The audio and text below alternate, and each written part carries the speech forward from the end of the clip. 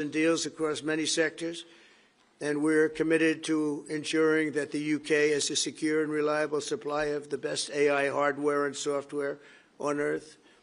And we supply that, and we'll make sure we supply it in quantity to the UK. We also are joining forces on quantum computing and nuclear power, a natural partnership for close allies. The United States, as you probably have heard, is doing better than it has ever done in terms of business and investment. The stock market has hit a new high, as you know, and that's for many, many days out of our fairly short 8 months. And we seem to be hitting new highs, and I think we're going to do much better even as time goes by. Jobs are at a record, and most importantly, we have more than $17 trillion, $17 trillion, and this is during an 8-month period being invested in the country, which is not only a record, but if you compare $17 trillion to the last year of the Biden administration, they did $250 billion. They didn't do $1 trillion for the 4-year period. We did $17 trillion of investment coming in. A lot of it's because of tariffs, and a lot of it's for a lot of other reasons, but there's never been anything like it. It's an economic superstar. That's what's become. It was mismanaged and badly handled for a long period of time, but it's not badly handled anymore. So that's a record, and remember, that's up until 8 months. We have another few months to go, and that number is going to get significantly higher, especially if we win a certain case that we're waiting to hear. That will be something like the world has never seen. I want to congratulate the United Kingdom on making the vital commitment to spend 5% of GDP on defense at the NATO summit this year. We've worked together very closely in so many ways. I'm very honored to tell you that we've solved 7 wars, wars that were unsolvable, wars that couldn't be negotiated or done. The U.S. has done 7 of them. The one that I thought would be easiest would be because of my relationship with President Putin, but he's let me down. He's really let me down. It was going to be Russia and Ukraine, but we'll see how that turns out. But that turned out to be, I thought it might be among the easiest of the group, but we had settled just about every conflict, and as you know, we're working very hard on Israel and Gaza. All that's happening over there. Complex, but it's going to get done. It'll all get done right. And likewise, Russia and Ukraine will get done. But you never know in war. You know, war is a different thing. Things happen that are very opposite of what you thought. You thought you were going to have an easy time or a hard time, and it turns out to be the reverse. As we saw in the unforgettable parade yesterday at Windsor Castle, what a place it is. The British Armed Forces carry on one of the finest military traditions in the world, one of the greatest marching bands, one of the most magnificent sights I've seen. I know that our service members look forward, and we do look so forward, to working even more closely with yours as you push toward that 5% goal. And I think, Mr. Prime Minister, you're just about there. You're going to be there very quickly, along with a lot of other great countries. I want to thank NATO and our wonderful head of NATO, who's really worked very hard, Mark, for the job they've done. As you know, NATO is at 2% GDP, and they didn't pay it. Now they're at 5%, then they pay it.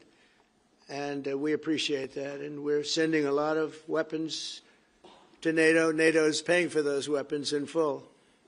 But we're sending them, and we're doing a great job at getting them what they need. And we appreciate the fact that they're taken care of, because the United States is into that war for $350 billion.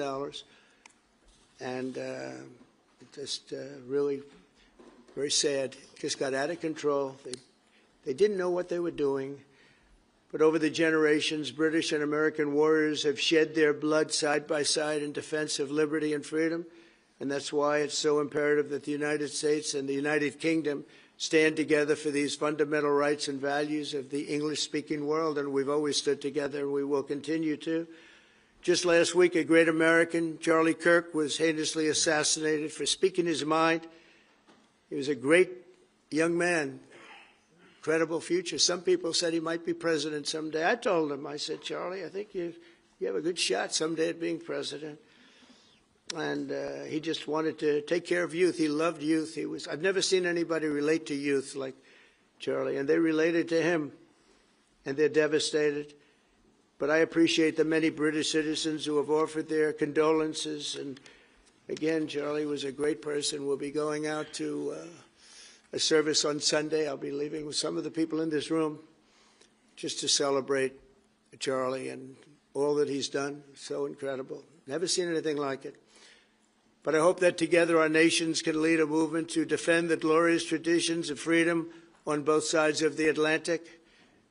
There could be no greater tribute to the immortal bonds of affection and loyalty that unite the British and the American people for all of time. We have a relationship like no other. It will always be that way. We will always be united. We'll always be together.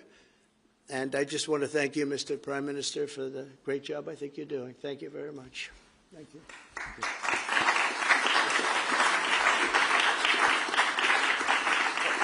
Thank you very much, Mr. President. We're going to take some questions. I'll call 2 or 3 to start with, and then I'll pass over to the President.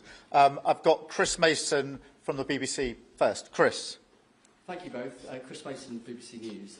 Mr. President, the UK is expected to recognise a Palestinian state in the coming days as the killing in Gaza continues. It often seems that you're the only person that Israel will listen to. What more can you say to them to tell them to stop? And why is the UK's position on a Palestinian state, in your view, wrong? And Prime Minister, what will the recognition of a Palestinian state actually achieve? Is it not just gesture politics to appease people in your own party? Thank you both. Well, Chris, let me just start with that, because we discussed this amongst other things. We had the best part of an hour, I think, upstairs earlier today, just one-to-one, going through a number of affairs, world affairs, in private. And we absolutely agree on the need for peace and a roadmap, because the situation in Gaza is intolerable. The hostages have been held for a very, very long time, and they must be freed. And we need aid to get into Gaza at speed. And so it's within that context of a plan for peace, which we're working hard on, which not only did we discuss this morning, but our 2 teams have been working together on, that the question of recognition needs to be seen. And so it's part of that overall package which hopefully takes us from the appalling situation we're in now to the outcome of a safe and secure Israel, which we do not have, and a viable Palestinian state. Thank you. Well, simply, I want the hostages released now, right now, not 1, 2, we'll give you 3 more tomorrow, and, you know, like it's been, but we're the ones that got all the hostages released. We got many, many came to the Oval Office, and I've heard stories like I've never thought even possible.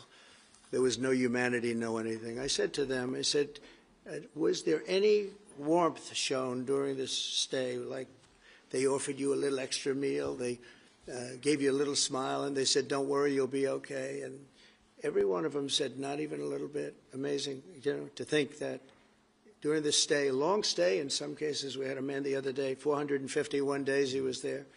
I always ask that question. And was there any warmth shown? Just a little word of, you know, encouragement. And the answer is every time, absolutely not. I'm shocked to hear it, because in the worst cases, there's always somebody that comes through.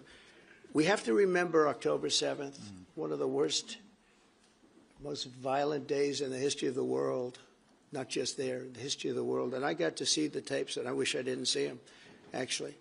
But I got to see them. And I want an end. I want the hostages released. And I think it's going to be okay, but it has been a brutal period of time. But this has been going on for a long time. This is not something that's over the last year, 2 years, but this has been for decades and decades. But we want it to end. We have to have the hostages back immediately. That's what the people of Israel want. They want them back. And we want the fighting to stop, and it's going to stop but a lot of bad things. You know, Hamas said that they're going to put the hostages up as bait. They're going to put the hostages in front of any attack. And that's pretty brutal. We haven't heard that one in a long time. So we have to remember that. So I have a disagreement with the Prime Minister on that score. Okay? One of our few disagreements, actually. Great. Can I take Jack from The Sun? Jack. Thank you both. Jack Elson from The Sun. Mr. President, in the 9 months you've been in office, you've been incredibly successful in all but eliminating crossings on your southern border. Yeah. Meanwhile, illegal migration is at record levels in Britain. The Prime Minister is trying to tackle that. What advice would you give to the man standing next to you on trying to stop illegal migration in Britain? And Prime Minister, if I can just ask, the President is all about drill, baby, drill in terms of trying to secure American energy and cut bills for Americans. Meanwhile, you are turning Britain's back on oil and gas in favour of renewable energies, such as wind turbines. Why do you think that you are right and he is wrong? So we had millions of people flowing in, totally unchecked, totally unvetted from the Biden administration. 25 million, in my opinion, that would be about 25 million. They came from prisons, they came from mental institutions, they were gang members, they were drug dealers. They came from the Congo. They came from all parts of South America. They came from everywhere. Think of it. Prisons from the Congo being released into the United States. Prisons opened up in Venezuela and many other countries pouring into the United States. And I couldn't believe it. And one of the reasons I decided to run. I decided to run because I don't want to be controversial. But you see what's happened, and you see all the information that's come out. We won in 2020 big, and I said, let's run. We got to run, because I saw what was happening. And the worst thing that I saw was all of these people. You know, we've already solved inflation. We've solved prices. Oil is way down. Energy is way down in the United States. But what I saw happening with millions of people pouring into our country, I couldn't stand to watch it. And we've done a great job. Nobody, if you've seen the last, I appreciate your question, by the way, nobody, absolutely zero, and I'm not even sure that's possible, but it's a very liberal group that come out with those statistics. The last 3 months, we had zero. From millions of people a year ago, we had zero people enter our country illegally. And we do have people coming in legally through a legal process and testing and lots of other things. I think it's very important, and we speak about it, and I think your situation is very similar. You know, you have people coming in, and I told the Prime Minister I would stop it, and it doesn't matter if you call out the military, it doesn't matter what means you use, but it's going to destroys countries from within. And we're actually now removing a lot of the people that came into our country. It's a very hard chore. We were given a very, very bad hand. Millions of people came in from prisons and mental institutions. We have to remove them, and we are removing them. We have no choice, and I feel very strongly about it. Thank you very much. Jack, let me just deal with the question of returns, because this is obviously an issue we're taking incredibly seriously. We've struck a number of deals both on cooperation with other countries, because this is a problem right across Europe, to tackle the problem of actually breaking up the gangs that are running this trade. We have had a record number of returns, over 35,000 now, since we came into office. That's the highest number for the best part of 10 years.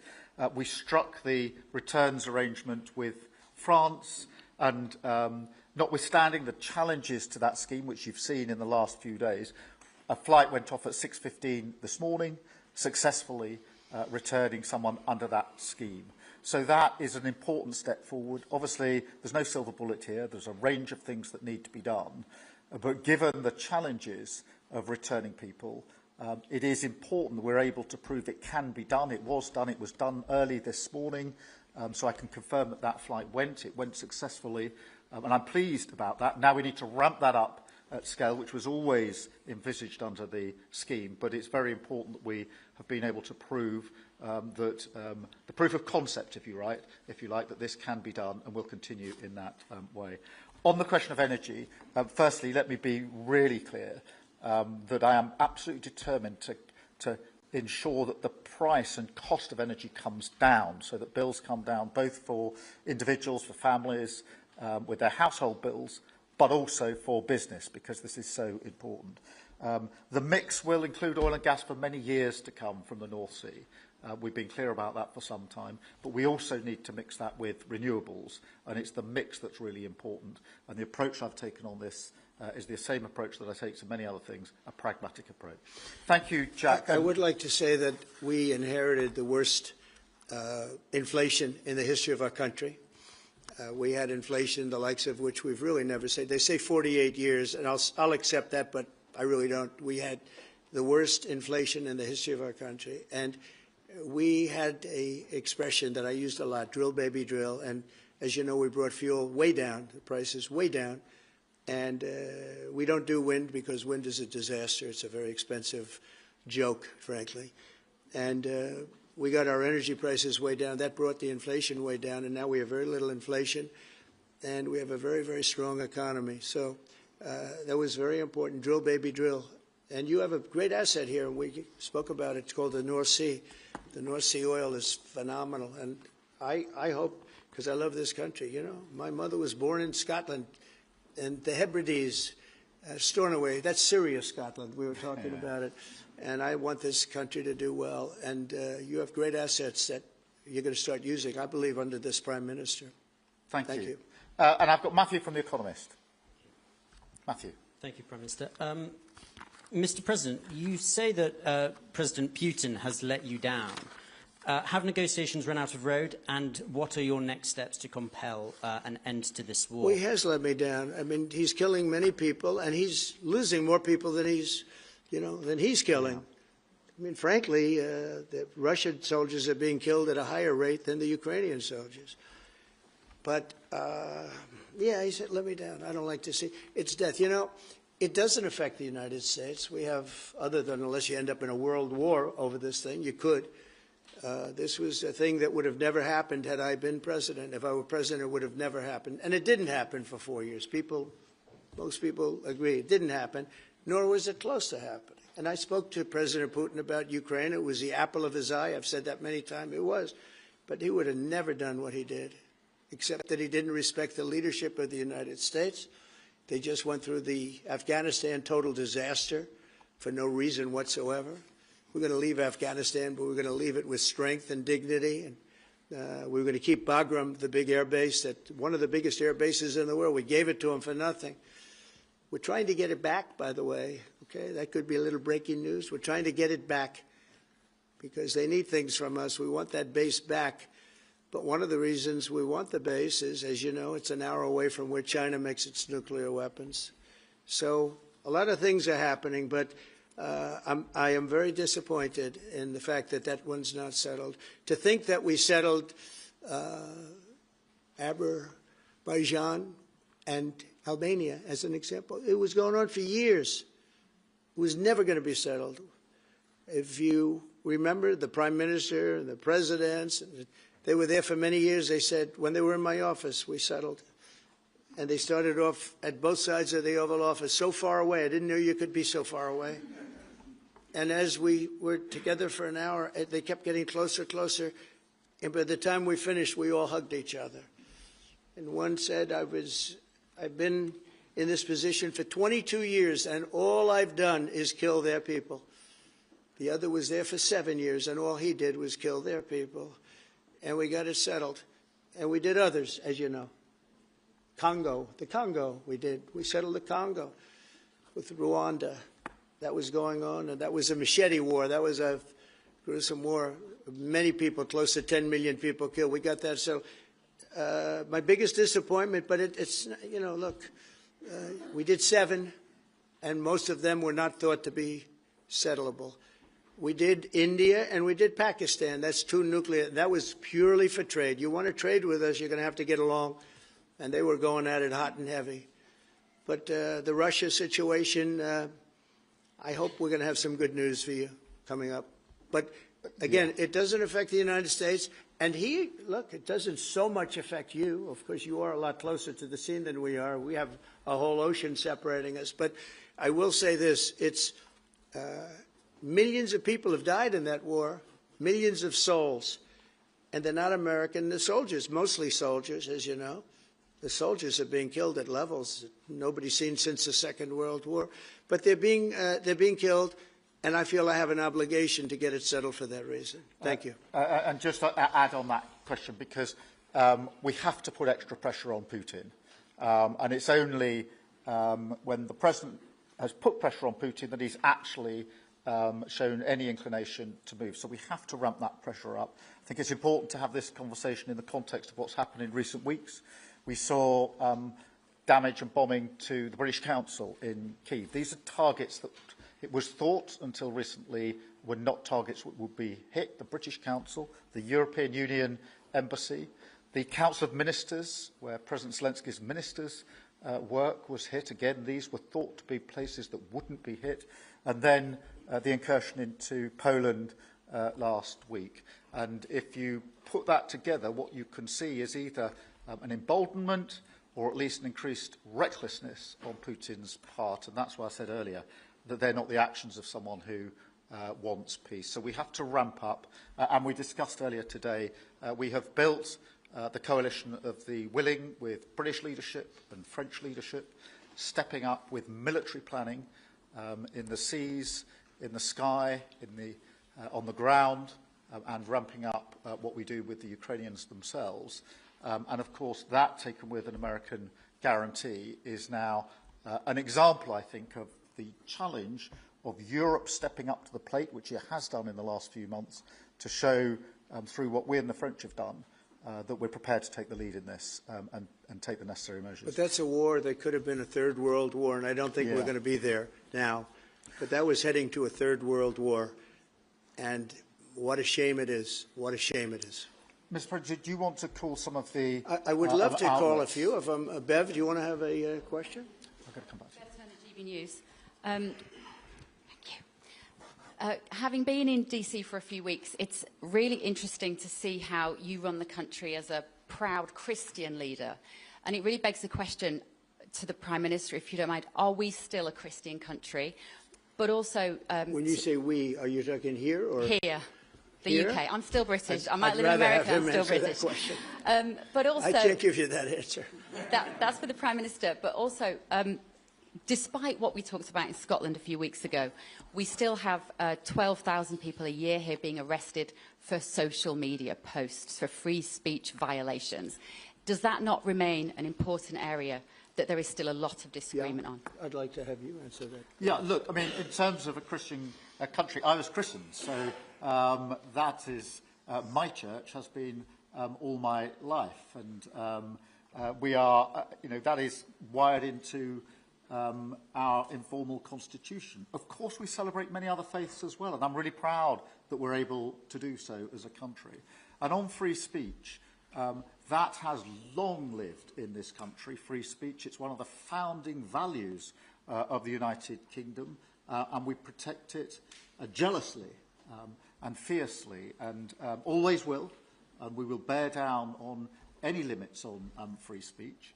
I draw a limit between free speech and the speech of those that want to peddle paedophilia and suicide social media to children, and therefore I'm all for free speech. I'm also for protecting children from things that will harm them, paedophiles, those that peddle suicide, which had a terrible consequence for individual, particularly teenagers. And so that's the balance we strike. But we have had freedom of speech in this country for a very long time, and we will always protect it. Thank you. Thank you very much. Brian, please. Thank you. Prime Minister, it's good to see you again. You have a beautiful country. Thanks for having us. Thank you for being Two here. questions. One, just recently, President Trump labeled Antifa domestic terrorists. Would you consider doing something like that in your country? Well, we obviously will take decisions for ourselves. I don't want to comment on the decisions of the President, but we take our decisions ourselves. And my question to you, President Trump, is there any update on the auto pen? Yeah, it's just gotten worse from their standpoint. The people that used it, and in particular one person, was never told by Biden to do it, only spoke to Biden twice, and that was just talking about the weather, not talking about any order. And he was taking orders from people other than Joe Biden. Joe Biden wasn't giving those orders. You know, Joe Biden didn't believe in open borders. He didn't. I've known him for a long time. He was never the brightest bulb in the ceiling, as we know. You can go back 40 years ago and you'll see that. Go back and take a look at the hearings on Justice Thomas, and you'll see that very much. But he didn't believe in open borders and all of this nonsense that they're peddling now, which is why they're not in office any longer. It's a shame. The auto pen was illegal. It was illegally used. He never gave the orders. He never told them what to do. And I guess the only one he signed, or one of the few he signed, was the pardon for his son.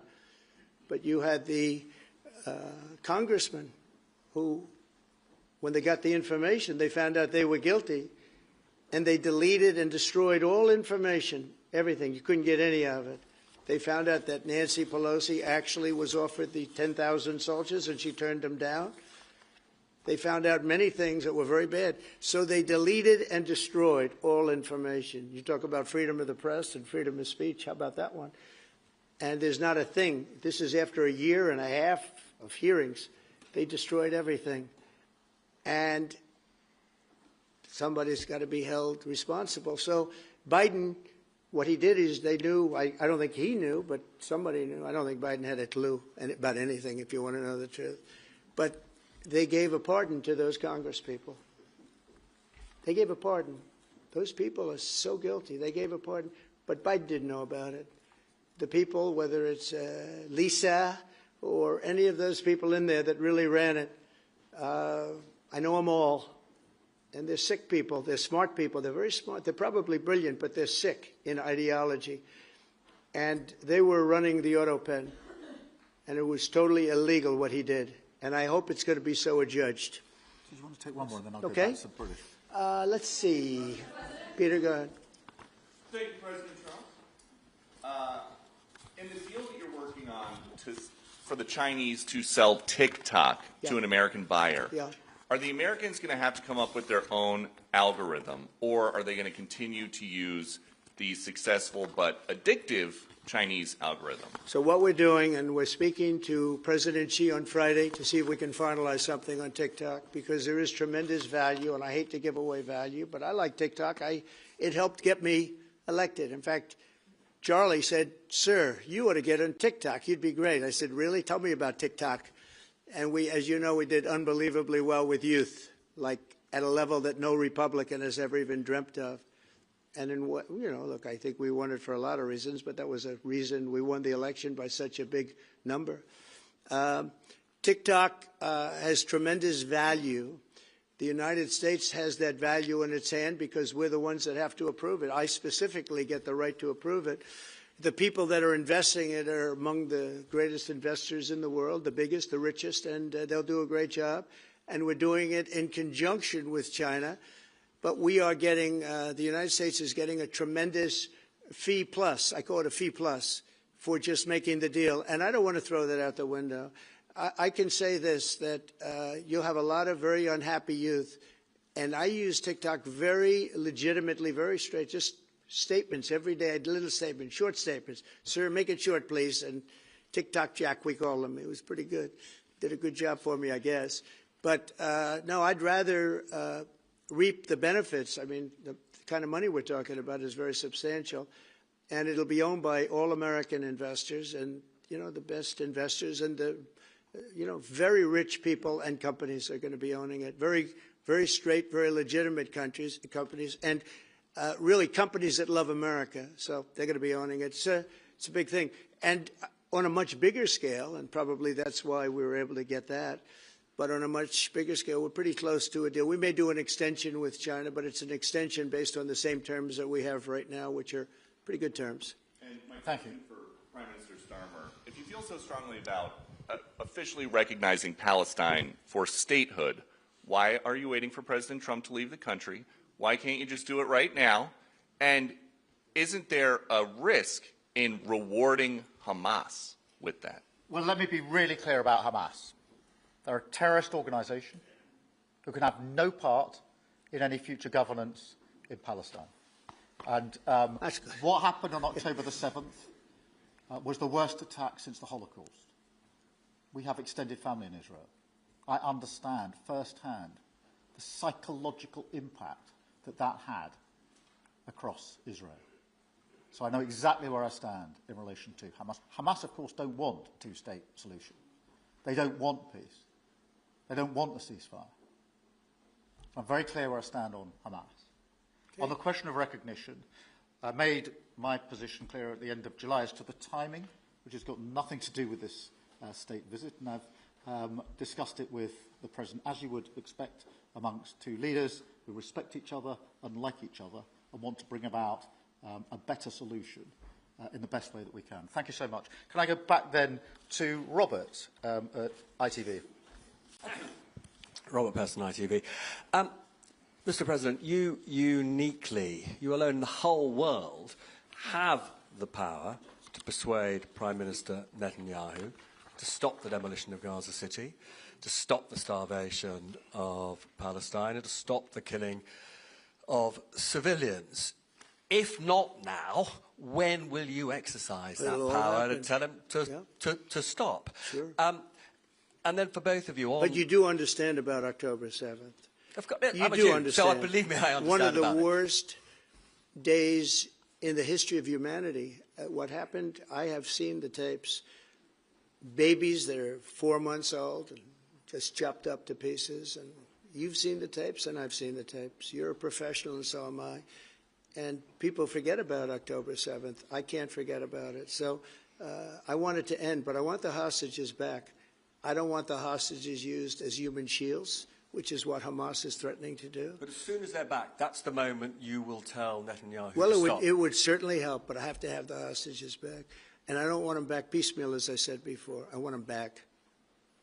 And on a separate issue, free speech, your Vice President, Vance, said that free speech is under attack in the UK. Do you agree with him? And Prime Minister, we saw the dismissal of a very well-known chat show host in America last night, Mr. Kimmel. Is free speech more under attack in Britain or America? Well, Jimmy Kimmel was fired because he had bad ratings more than anything else, and he said a horrible thing about a great gentleman known as Charlie Kirk. And Jimmy Kimmel is not a talented person. He had very bad ratings, and they should have fired him a long time ago. So, you know, you can call that free speech or not. He was fired for lack of talent. Yeah, please, go ahead. Yeah, I mean, firstly, on the question of Charlie Kirk, can I just express how shocking that is, I think, to everybody who believes in free speech and in democracy. It sent shockwaves through the world, and I know that he was a friend of the President, and I reached out straight away to the President because I understood how impactful it would be on him and his family. And we all need to be absolutely clear about that. Whatever our political views, it is shocking and is to be condemned. On free speech, not much to add to the answer I gave earlier. This country's had free speech for a very, very long time. It is part of who we are as a country, and it is the values that we fought for. We fought for it during the Second World War alongside each other. So we need no reminding of the importance of free speech in this country. Thank you, Robert. And I go to Beth for the final question, please. Beth. Thank you so much. Sky. Thank you, Beth Rigby, Sky News. Thank you, Prime Minister. If I could start with you. Prime Minister, President Trump has said he's ready to impose major sanctions on Russia if NATO countries stop purchasing Russian oil. He's got a point, hasn't he? Is that what you now believe is needed to bring Putin properly to the table? And what's your message to the President on US sanctions? And Mr. President, if I may, the King praised your personal commitment last night to finding solutions to the world's most intractable conflicts. You have invested much of your time and effort in Ukraine. But even as you seek to broker a deal, President Putin is escalating the war. He's firing drones into NATO airspace. You say he has let you down. Was it a mistake to invite him to Alaska? Do you regret it? No. And is it time to squeeze him, sir, and scare him and impose sanctions? And finally, if I may, the elephant in the room, Lord Mandelson. He is no longer the ambassador. Do you have some sympathy with him that he lost his job over historic links to Jeffrey Epstein? Thank you very much, sir. I don't know him, actually. I had heard that, and I think maybe the Prime Minister would be better speaking of that. That was a choice that he made, and I don't know. What is your answer to that? Well, I mean, it's very straightforward. Some information came to light last week which wasn't available when he was appointed, and I made a decision about it, and that's very clear. On the question of the pressure on Putin and on Russia, which is obviously really important, look, I think it is a challenge to Europe. There are a number of European countries which are too reliant on energy from Russia. The UK actually obviously has almost got nothing at all, but we do need to bear down and work with our European counterparts here. There are one or two countries, I think, that do need to look again at the question of energy. There's no one silver bullet here. We do have to have a wider suite of sanctions, which we've put in place a number of times, working across Europe and with the United States. And, of course, we must, and we are, making sure that Ukraine is in the strongest position now, because one of my long concerns here has been that whilst we talk about a ceasefire, and we all want a ceasefire, and we talk about what might happen after a ceasefire, we mustn't forget that Ukraine needs our support now. And we've said we stand with Ukraine from the start to finish, and that means we must continue to supply them with what they need in order to fight this war, which, of course, resulted from and is a result of Russian aggression. We have particularly done the sort of leadership role in the coalition of the willing, so that if there is a ceasefire and if there is a deal, and I do hope there is, that is then lasting and not then broken, because given previous history, I don't trust Putin. Thank you. Very simply, if the price of oil comes down, Putin's going to drop out. He's going to have no choice. He's going to drop out of that war. And when I found out that the European nations were buying oil from Russia, and as you know, I'm very close to India. I'm very close to the Prime Minister of India. I spoke to him the other day, wished him a happy birthday. We have a very good relationship. He put out a beautiful statement, too. We have, but I said, you know, I sanctioned them. China is paying a very large tariff right now to the United States. But I'm willing to do other things, but not when the people that I'm fighting for are buying oil from Russia. If the oil price comes down, very simply, Russia will settle. And the oil price is way down. You know, we got it way down. We're drilling and we produce more oil than anybody else in the world. We're doing a lot. But I was disappointed to see that. And the Prime Minister was disappointed to see that. And it wasn't him. It was other countries. And you can't do that. You can't do that. You can't. That's not playing fair with the United States. And we can't have that. Thank you. Thank you very much indeed. Thank you. Thank you. Thank you. Thank you.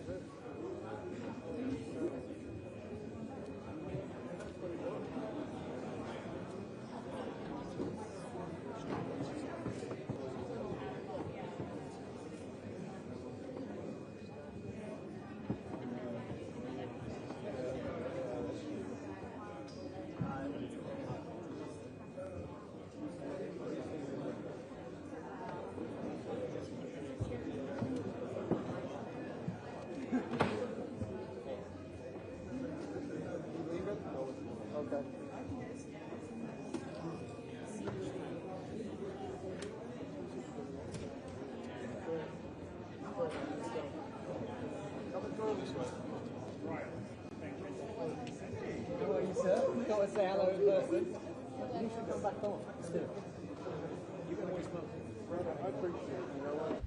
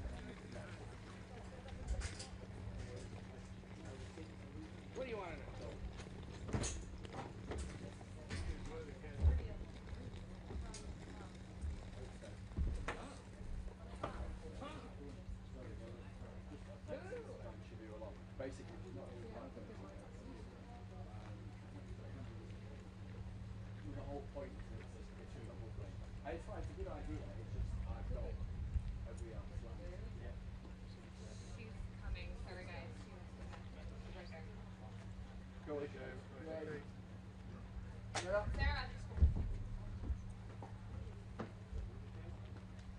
This is quite tight, isn't it? I think we fit it to sort of 90 seconds or Yeah, just keep it super tight. Snappy.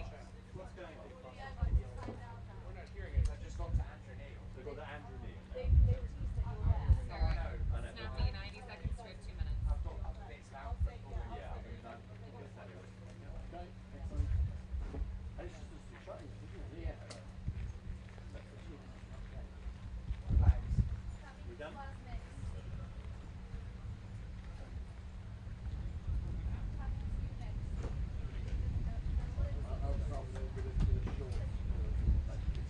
Tell me when you're rolling. So it'll be fascinating to know the whole thing I've noticed. I know this might cut sound super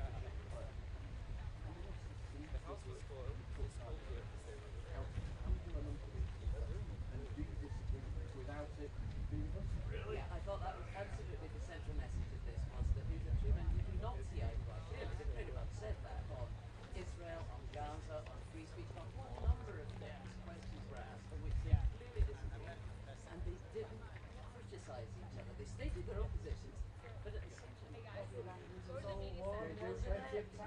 We have to do more of this ourselves now. It's all the fashion, isn't it? Yeah, I noticed when I asked the question about the recognition of agreement explicitly was quite gentle. And whilst acknowledging that they've had their discussion in private about why they are where they are on that particular issue. So it's similarly, I guess, with the conversation about Russia and Ukraine, and the fact that the President and the Prime Minister totally shut it down. Yes, yes. In fact, I mean, when I asked if the problem with the British ambassador had been sacked over his exit connection, Donald Trump said, I don't know it. Talking about Lord Manson. Even though he had based his accent in the White House. Yes, and they've met many times. They've met many times. Yeah, yeah. No, I thought if that, though, is what the Prime Minister has won out of this visit, the right to respectfully disagree with the President, but not to change his mind, was it worth it? Well, that's the thing, isn't it? Well, I think Dan's calculation in the that they got through that meeting. So, if you like, the positive feeling, and that they have a sufficiently good relationship with the President that he will hear them out in private, specific to the British position that might be at odds with America. But the question about the extent to which the UK, and perhaps other European allies and similar positions on some topics, can persuade the President, it seems to me is the more open question. I didn't get the impression that Keir Starmer had changed the President's mind on anything at all, except perhaps a few views with Ghana. Which is probably fairly well sort of disclosed.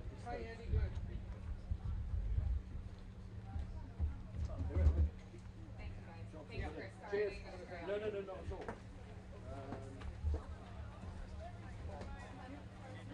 Right, I'll charge. See you guys later. Thanks so much.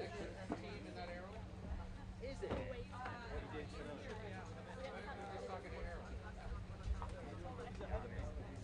Get them on as soon as we can, yeah? What time is it? Let's try and get them on now. Try and get you on top of the hour. I don't know if they'll have cut that clip yet.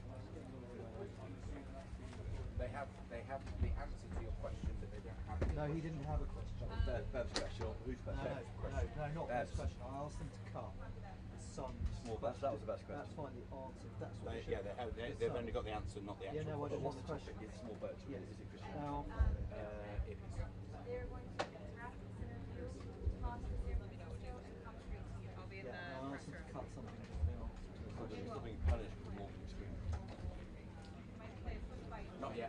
Have they got that clip then? The answer to the son's question. On what topic? What topic then? Yeah, that's good. That's good. We don't want the question in the army. It's the first question. Thank you. So can I photo that, please? Can I photo that? Yeah, it's called military. Yeah. Already? Okay. That's fine. That's fine. Yeah, that's fine. Yeah, 30 seconds. Thank you. They can cut that for later. Yeah, it's when it's on replay, it's part and ready to go. The answer, so you can just do the precursor to it, yeah, Chris? What's the plan? Just do the precursor, because obviously it's marked up on the answer. Yeah. So just, Talk about going just lead into it with the question, the President's asked, what would you do in our situation? Yeah? It's really helpful what you did there, because I've got my notes all over the place. Literally just the key things I've got, extract key lines. And you kept flashing up there. I think I'll be delighted with that. President Trump disagreed with Keir Starmer, sure, on quite a few important things. Yes, it's not a pleasure to be told to rush back and leave All good, mate. All good, thank you.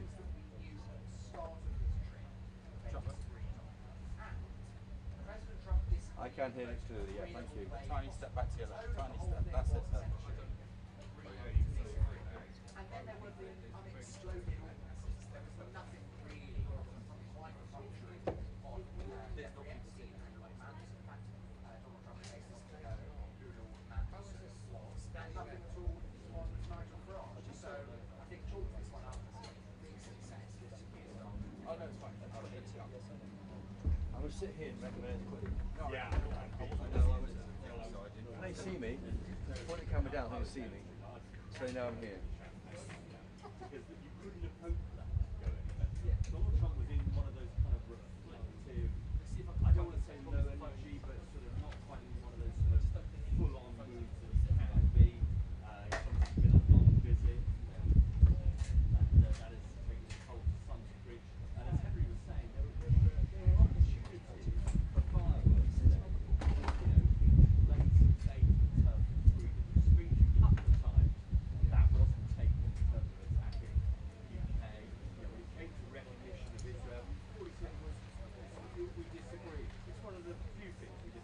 then he stopped and he said nothing more. So you look at things like that, and you look at some of the other issues around, particularly around. I'm going to say I wasn't called.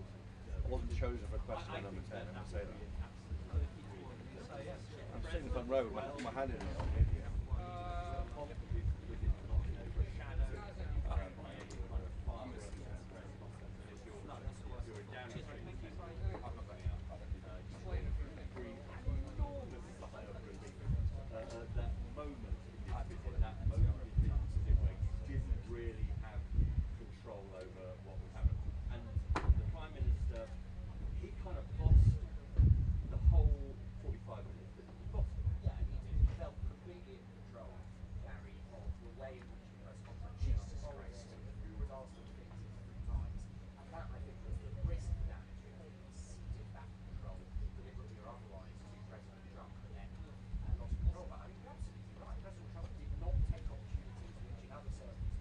Literally 6 feet from the President and Sir Keir Starmer, of course, our Prime Minister.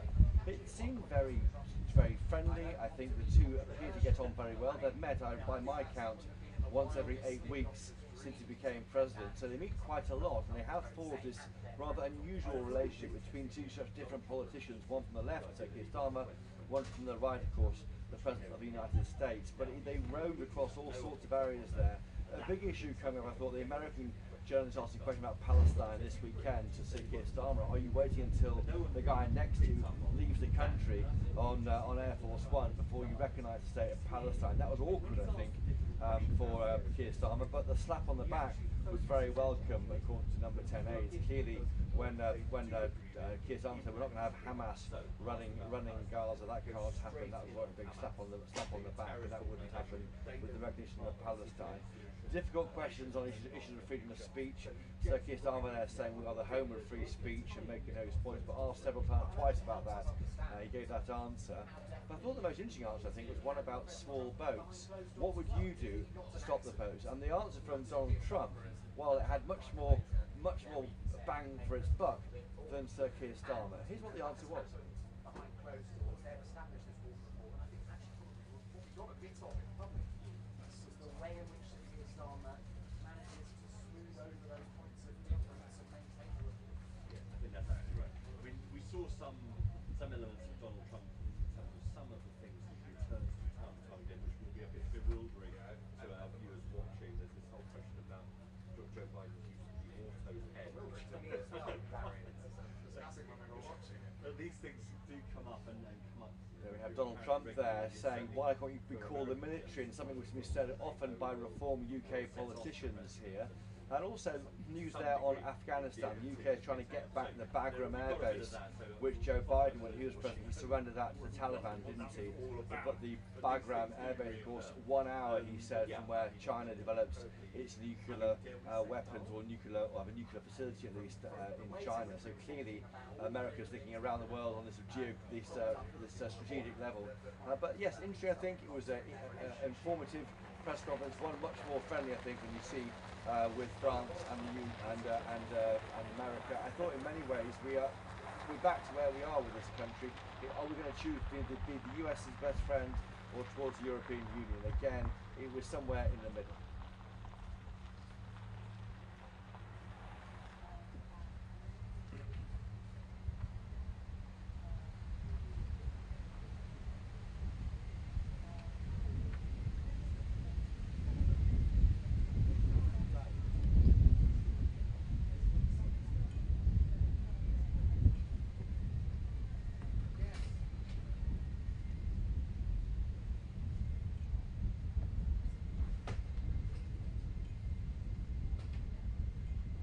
You wouldn't want to.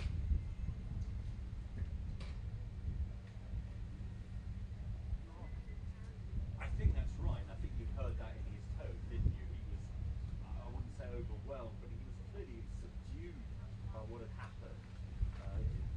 Elated perhaps, but also subdued. Exactly right. did say there, drill baby drill, wind is a disaster, a very expensive joke. He said you have these huge assets in the North Sea, and he sort of implied though that the PM would start exploiting those assets. We haven't seen any sign of that, and of course Ed Miliband, the Climate Change Secretary, would be a lot against that. But yeah, there are divisions here. I think one of the few real divisions was over Palestine, and that's likely to be recognised by the UK government this weekend or early next week before the UN General Assembly meet. But yes, it was a friendly conversation between two close allies. I had my hand in the air, Martin, with your best question. Sadly, I wasn't selected by number 10 Downing Street to ask a question today, but I'll keep my hand in the air all the time for TV News viewers.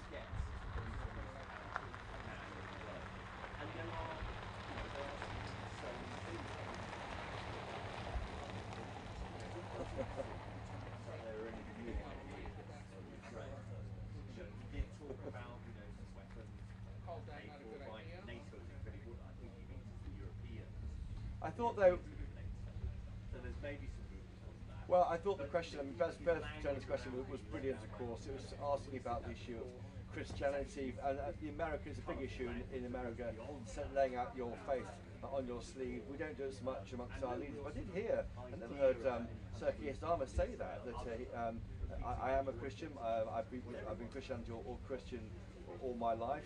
He said he had been christened, and that's not what we hear from him. We do know, of course, he observed the Jewish faith on Friday with his wife, Lady Starmer. But I think I've never heard him do God, if that's how you describe those remarks. I think that was quite interesting. And I think Bev Turner pressed him, of course, on issues of freedom of speech, which is so important to us.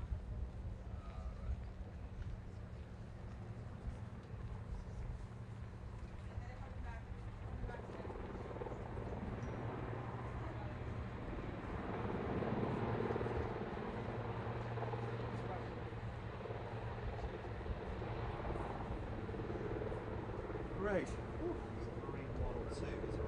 Yeah, you hit the plane at the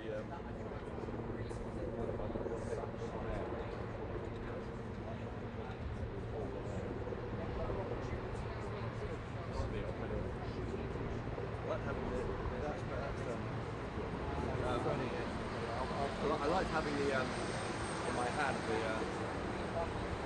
stick. It looked good that day. It was pissed off with the podcast.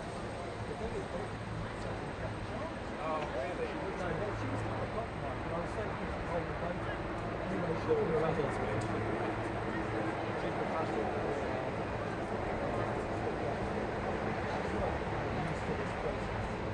You or I are used to it.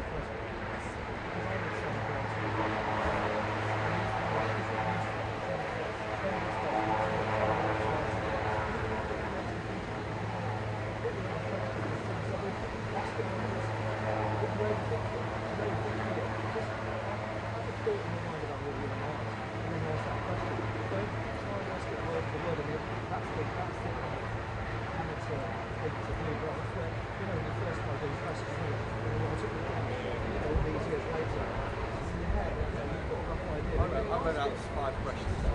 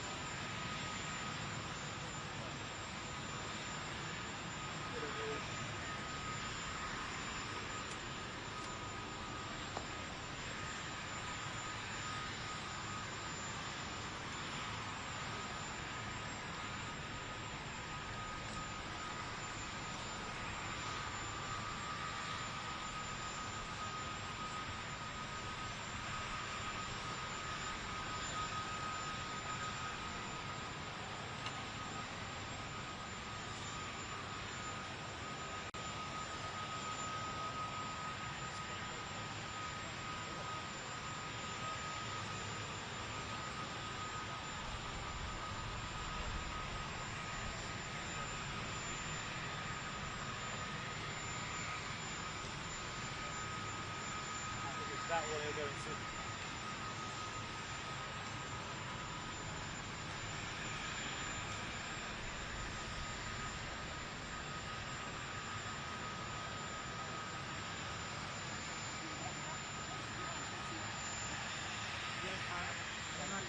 I think what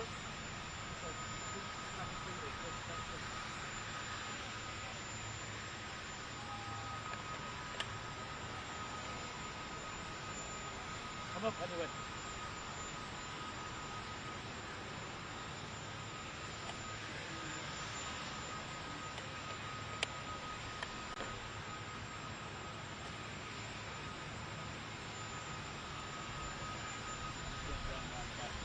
Yeah, you go.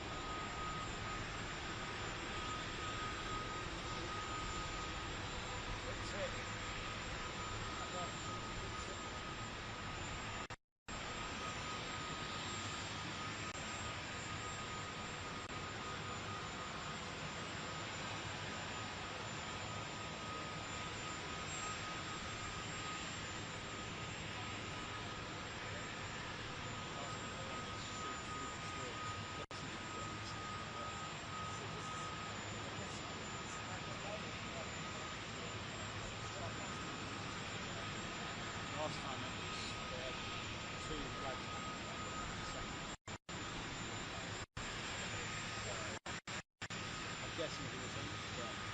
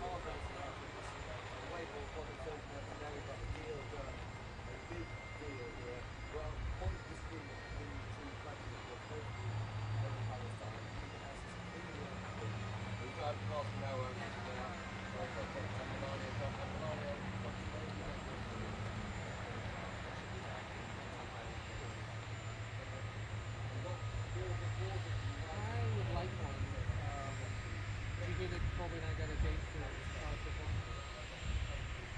Yes, October 16th, 17th, 18th. These are unstated islands, Ohio and Georgia. It's on Big Ten cable.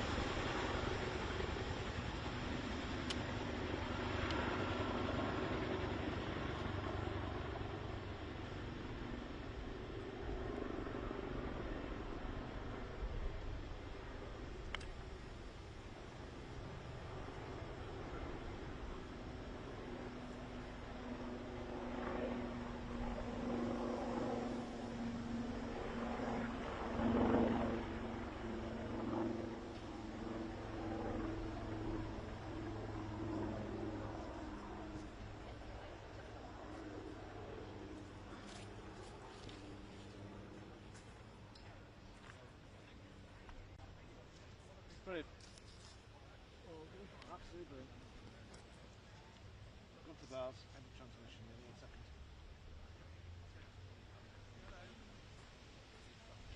Got a gallery clear, just waiting for the technical clear, but I think I've got it.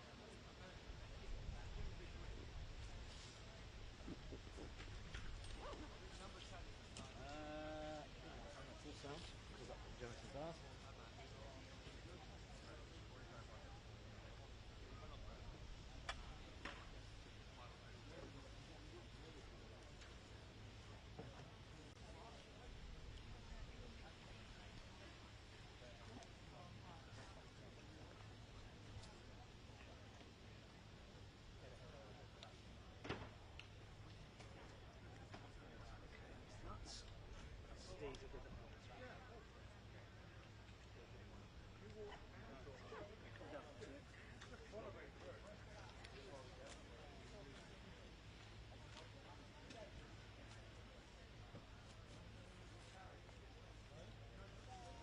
Clear, clear, clear, clear. Wonderful.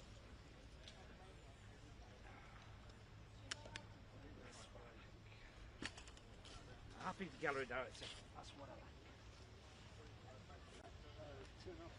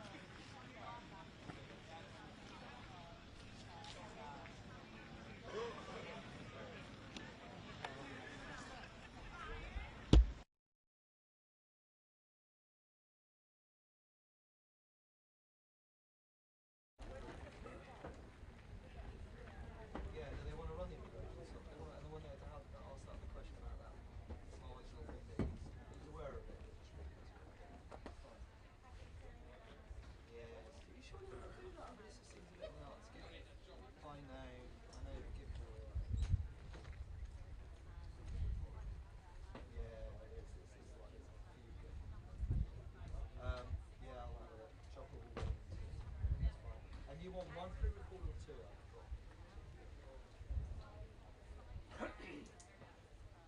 Do they want one for the other turns? Do they want one? 1, 2, 3, 4, 5, 5, 4, 3. All right. All right. Hello. Yes, you can.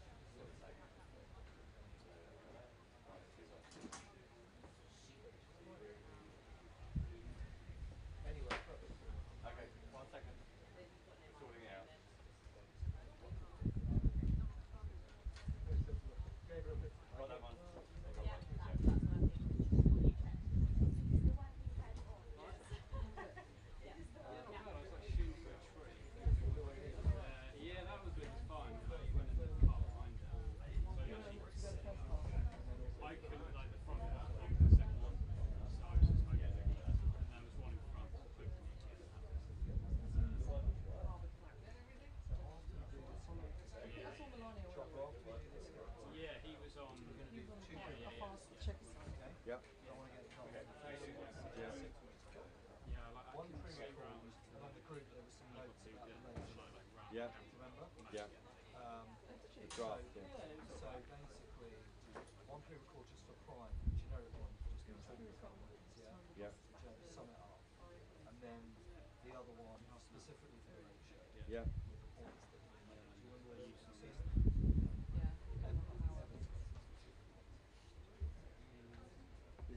What is the late show? Is not starting on Monday.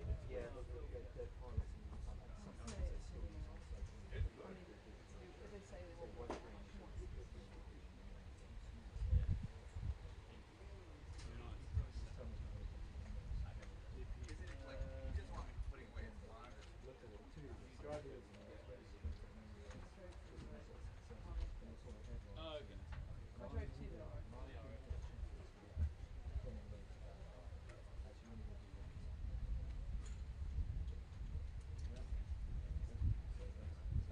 That's the one. We're only going to do one. We're just going to do this. Yeah. It's not general. One has one. So, what's the late show one? But is that the late show? So one has live, not two. One has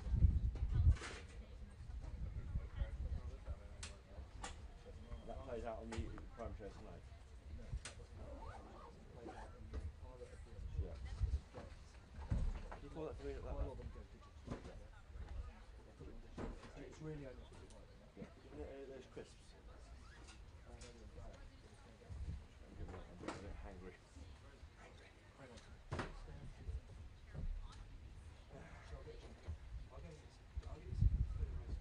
Yeah, or just a biscuit. It's a massive, what is it? Huge jungle. When you're sitting on a chair that travels as you're on air, that's a moment. Yeah. That's why I just leant forward my knee and see that.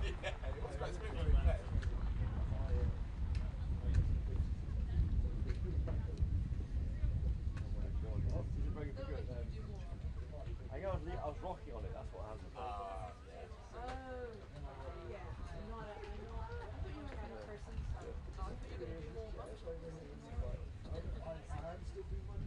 Yeah, you are, you're doing it wrong.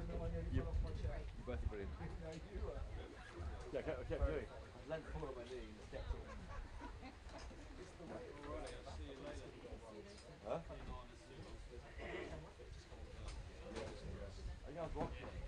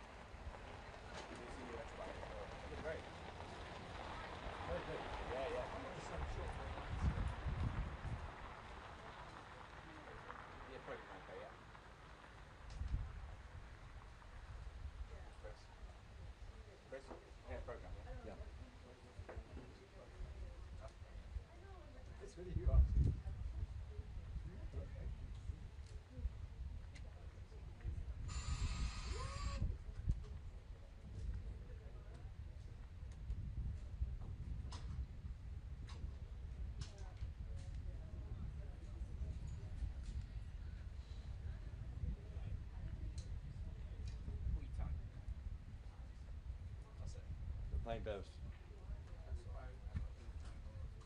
I think you're still talking into that song. I think you're still talking into the immigration socks.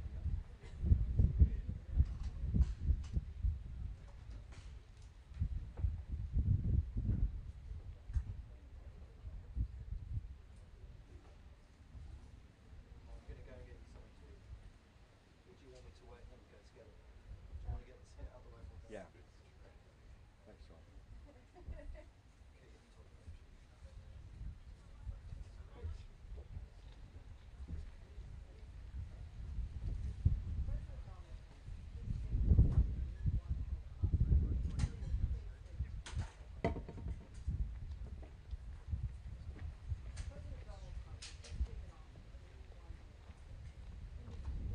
It didn't matter that I wasn't called because Ben was in there. We had a voice in the press conference. I always said, you've got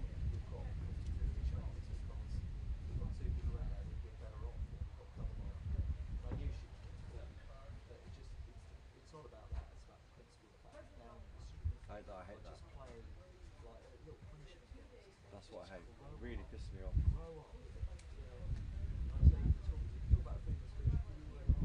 There we go.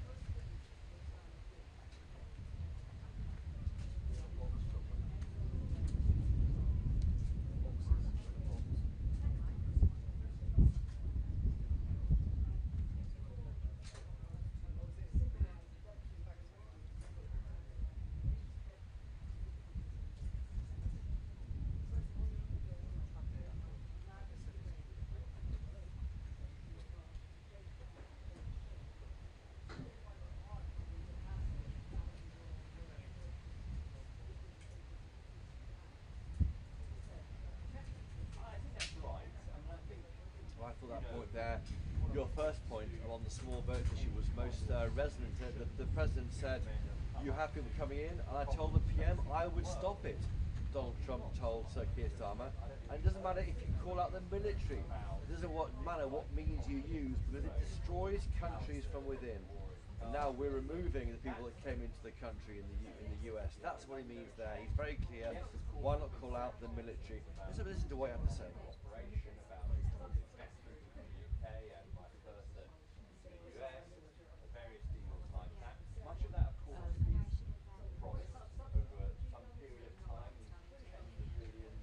I went too soon to that. Sorry. Apologies, I thought that. I thought you wanted that. Sorry, Daryl. I'll pick up. Yes. I thought you that, yeah. It's fine. Daryl wasn't there. I won't. Not even for you. So that's it, a lesson now on controlling the small boats crisis on the very day that one person, I think of Indian origin, was sent back to France, and that was billed, of course, by Sir Keir Starmer as his scheme working. Also on the issue of wind farms, yet again, we know he hates them, Donald Trump, not a big fan. Wind is a very expensive joke, he said. We have a very good asset, he says, in the UK, it's called the North Sea, didn't he? He made very clear the North Sea oil is phenomenal. He said, my mother was born in Scotland, in the Hebrides. That's serious, you know, it's serious Scotland we're talking about. I want this country to do well. He loves this country. That's very clear from what you were saying there. And in fact, the entire visit, he looked, in parts, deeply moved, Martin. You saw him, of course, in Windsor yesterday when he met the King and the Queen. You have great assets, he said. You're going to start using, I believe, under this Prime Minister. Drill, baby, drill, he told our Prime Minister. Also, Vladimir Putin over Ukraine has really let me down. I think it looks like we're seeing Donald Trump come back to where the UK has been for many months now. He's killing many people, and he's losing more people than he's killing. I mean, frankly, Russian soldiers are being killed at a higher rate than the Ukrainian soldiers, and that is the concern, the clear concern. And that question from Bev Turner on faith, we heard in response, Sir Keir Starmer saying, I'm a Christian, I was christened, although he does of course observe the Jewish faith on Fridays. Interesting to hear him talk about his faith, which we haven't heard before from this Prime Minister. Overall though, this visit, away from the pomp and circumstance, Martin, is about trade, is about jobs in this country. £250 billion worth of trade deals agreed. We've always been friends. Donald Trump said he called Sir Keir Starmer a tough negotiator who got a better deal than he would have got. That was denied by Keir Starmer. But we're seeing an economic security deal signed soon, as well as this £250 billion tech deal. Clearly the special relationship is moving out of defence and security and into trade and jobs. And again it goes back to where is our role in the world. Are we going towards the European Union or the US? It feels now, today, in Chequers, like it's the US.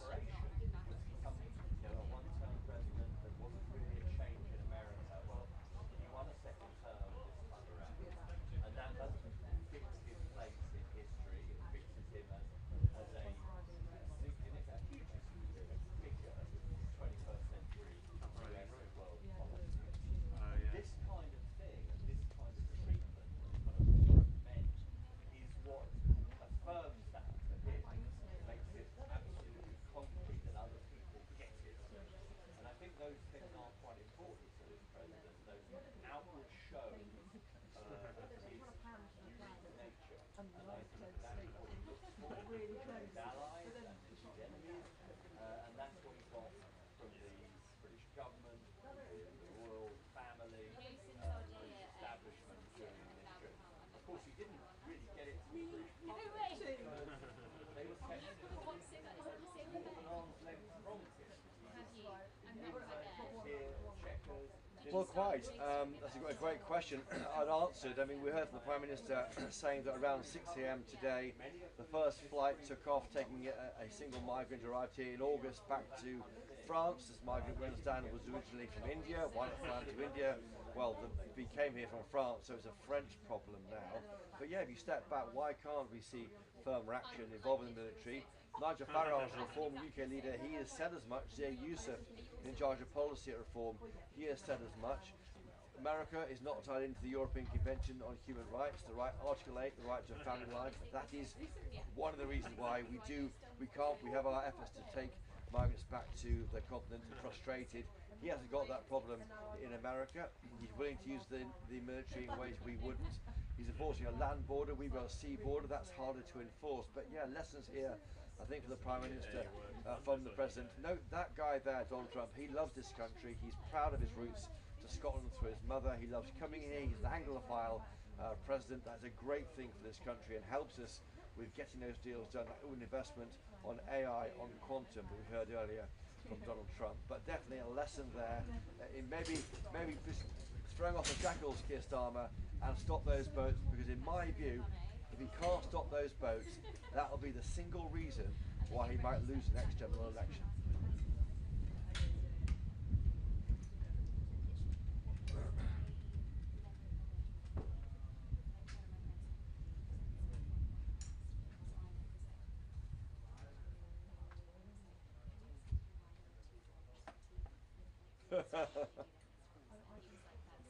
Did you get the salute? I gave Martin the salute. Yeah, that's brilliant. Right. You should have leaned forward and saluted before you shake his hand. Well, you'd be great. Do these as well. Yeah, while you've got to do it. I said so you've got to do an as live activity.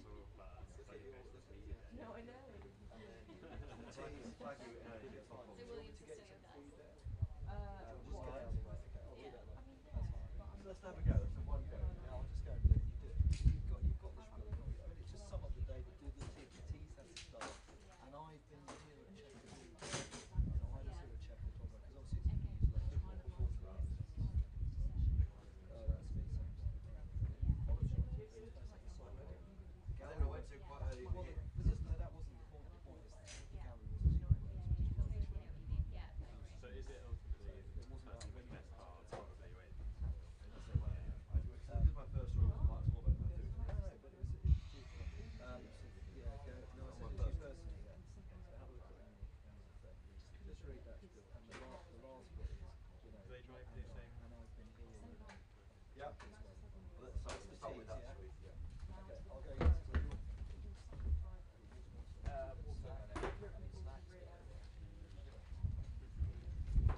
I'll take my earpiece out. Yeah, let's just flick it off your back. It's funny when I wiped out. What, on the jet? Yeah. Yeah, it's so funny. Because I was on air. Yeah. So what I did, I just leant forward and just kept talking. Yeah, you saved it well. You saved it well. Me and Tom was crying. Oh, God. Right, roll in whenever you're ready.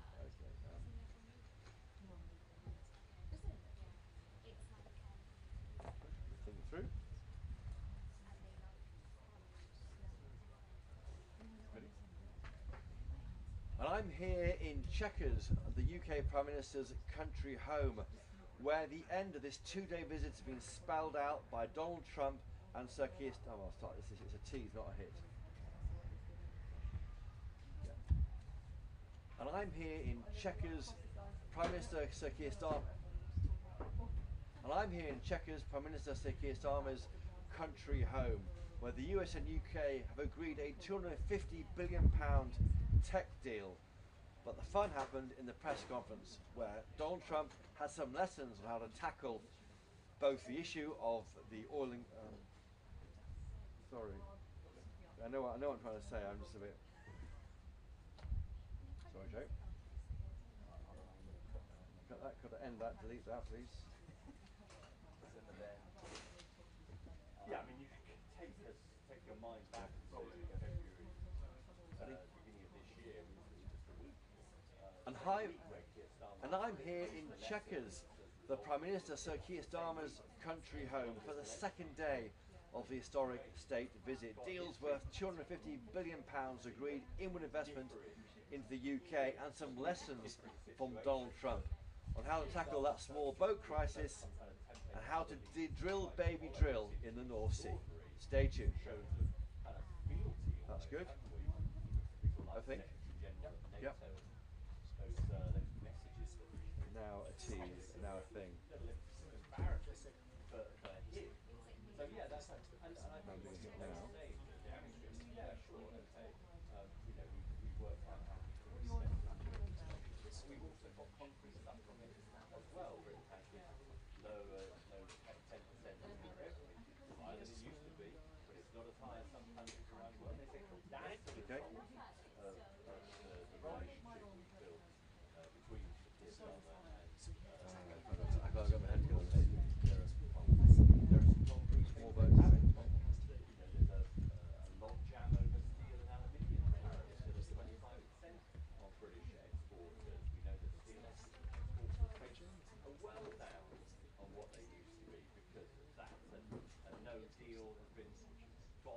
got over the line on that when they were very hopeful of. Much of the investment that you mentioned earlier is still to be actually committed or we're committed, but it's still to be spent.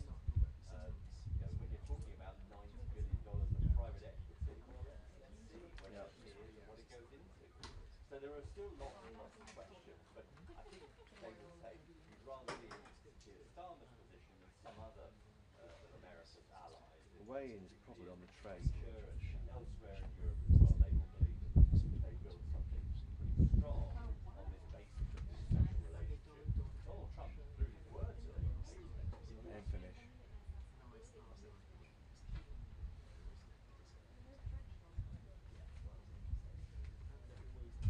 Sorry, Joe, we had to go there. So we've done the T's.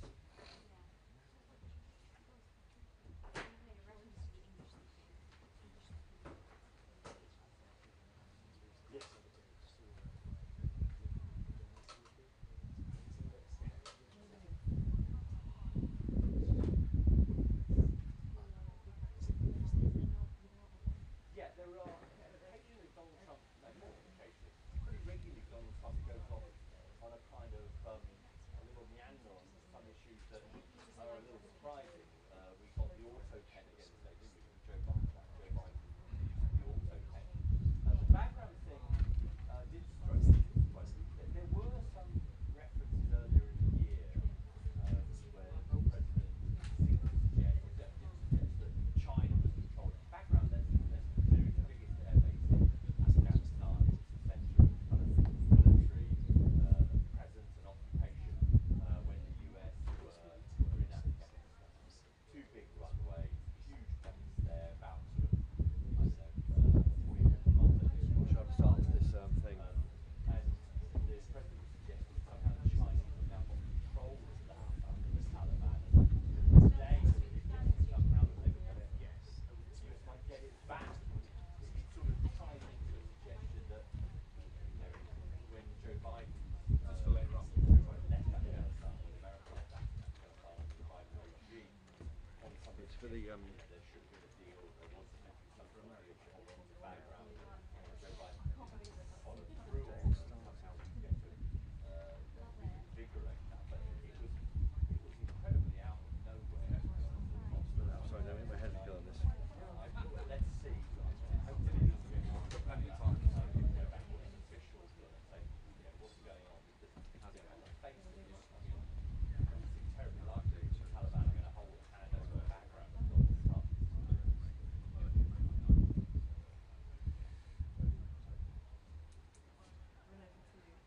Let's have a go. Let's go, everybody. Still here for a while. Yeah, ready? Okay.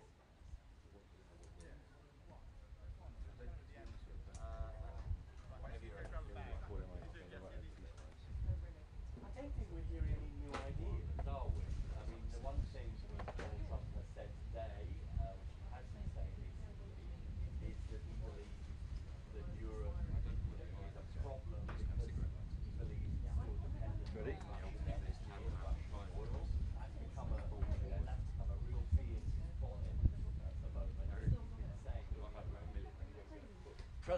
Donald J. Trump is on his way back to the US after a historic two-day state visit to the UK.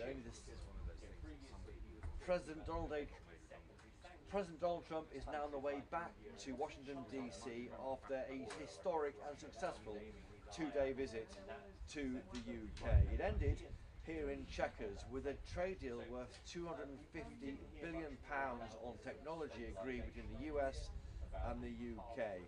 It couldn't have gone any better, frankly, for Sir Keir Starmer. Elements were not discussed or not at least announced, nothing for the British steel.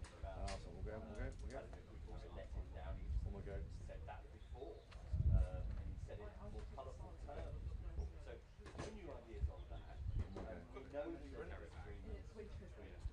I've done the teas, I'm just struggling over the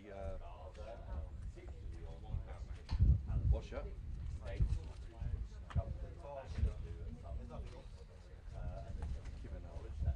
So you got it?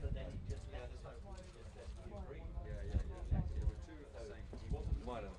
That rabbit food, what is this?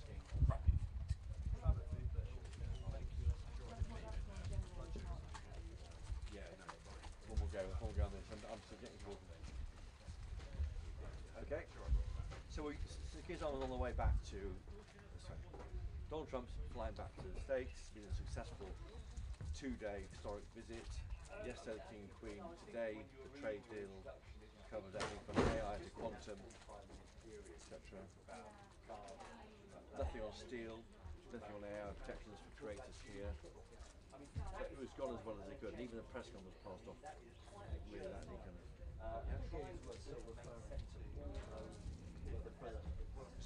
Yeah, exactly. On small boats. Exactly, yeah, well, I'm going to get onto that. And even to our own Bev Turner.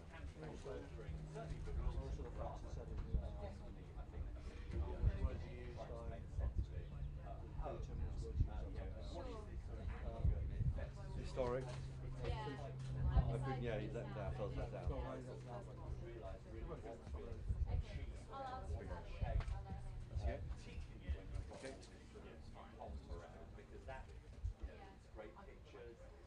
President Donald Trump is on his way back to Washington, D.C. after what will be seen as a successful two-day state visit to the UK. In two parts. It started with his meeting with the royal family at Windsor Castle and the pomp and circumstance of a state dinner on last night. And today, here in Chequers, the Prime Minister's country residence, getting down to the brass tacks of a trade deal on technology. £250 billion worth of investment across AI, nuclear, quantum. A big deal for America and a big deal for UK countries. But also there was a difficult issue of navigating a press conference for Sir Keir Starmer. We know how they can go on and range across all sorts of areas when they're hosted by Donald Trump. This one was chaired by Keir Starmer and was much more focused, with a few chosen journalists allowed to ask questions, and Sir Keir Starmer taking them in good spirit. Some areas, though, of disagreement, notably over the small boats issue. Now, the government in the UK started trumpeting one person, one legally arrived migrant from India, sent back to France earlier today on a dawn flight, but that's about it. The question to President Trump was, what would you do differently? And it was clear he would send in a military, according to the US President. Other question too about Palestine. The UK almost certainly about to recognise Palestine as a country in its own right. That's disputed by the US, although there was some welcome backslapping of our Prime Minister and to make clear that Hamas wouldn't be allowed to run Gaza, according to Sir Keir Starmer. Also, the issue of freedom of speech was raised. Our colleague Bev Turner, the presenter of The Late Show in the US on GB News, she said, what would you do, is our country Christian anymore, to Keir Starmer? He said, which is rare for him, I am a Christian, I was christened. I've never heard him talk in such personal terms about his own faith. And also, it's an agreement, I think, between the US and UK about Vladimir Putin. We heard there from Donald Trump saying he felt let down by the Russian leader. So all in all, I would suggest a successful visit on the trade deal, nothing on steel, nothing on AI, but otherwise broadly passed off without any damage, I think, to that crucial relationship between the UK and US, and also the personal special relationship between Sir Keir Starmer and Donald J. Trump. Christopher Hope for GB News, here in Chequers. No.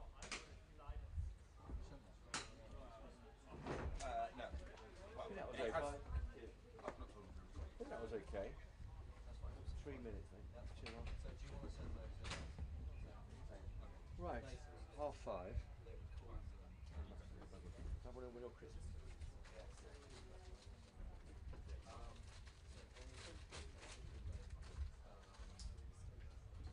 Thanks, guys.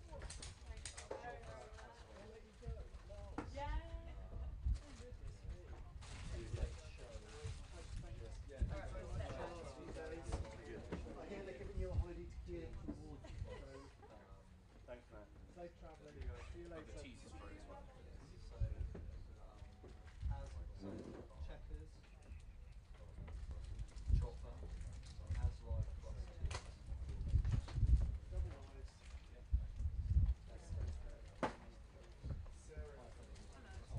Hey, Tom. Oh.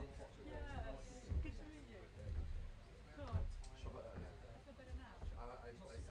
I can't really. I've never seen you. Every time I saw Chris, he was like, oh, no, it's like, not.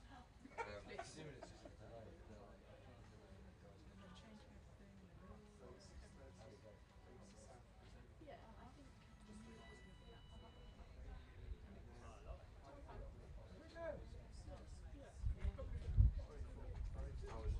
That's pretty positive.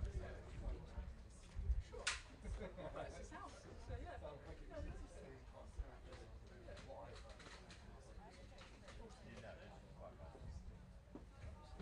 I know, they're a bit like, I'm sorry, we don't do that. Like,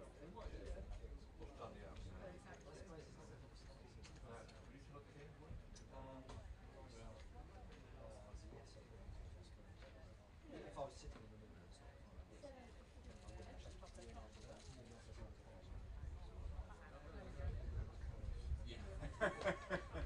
Kick him out. Get him out. Get him out.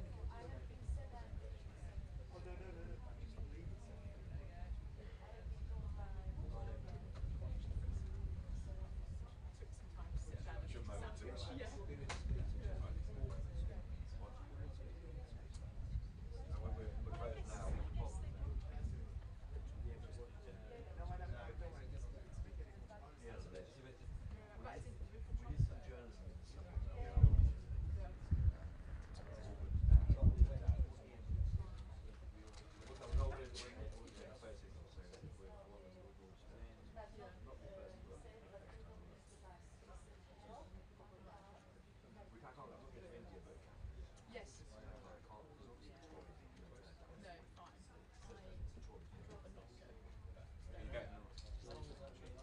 get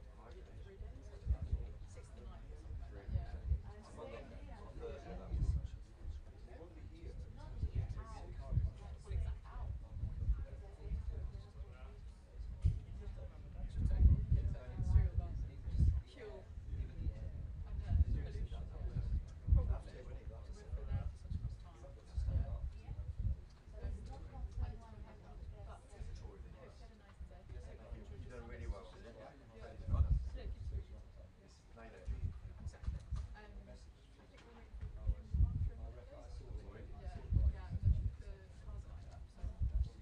Alright, well, I'll be dropping down in a bit. See you soon. No, exactly. Hello. See you later. Cheers. Yeah, good day today. I mean, apart from being called in the press conference, but Bev was called. But I won't send this back. Huh? Either Trump or both. You get grinning at me actually. You get smiling at me all the time. But I mean, I had my mic on my lap, which Tom put there. That was meant to get our branding into it, wasn't it? Wave it around.